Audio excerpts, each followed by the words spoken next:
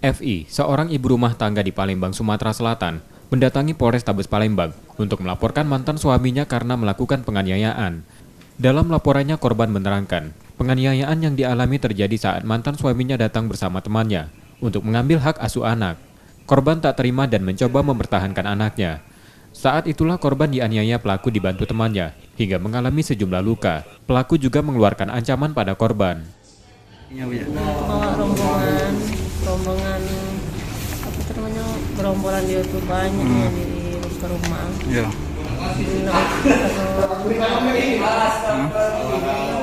Digebuknya ya? Digebuknya apa di mananya? Ada di main fisik tak? Ada main Di apanya? ditariknya Di tangan tariknya.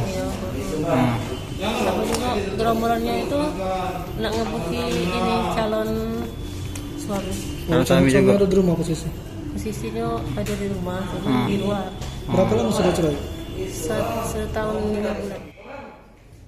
Kasus yang dialami korban saat ini dalam penanganan polisi dari Polrestabes Palembang. Yudi Kiswanto, Kompas TV, Palembang.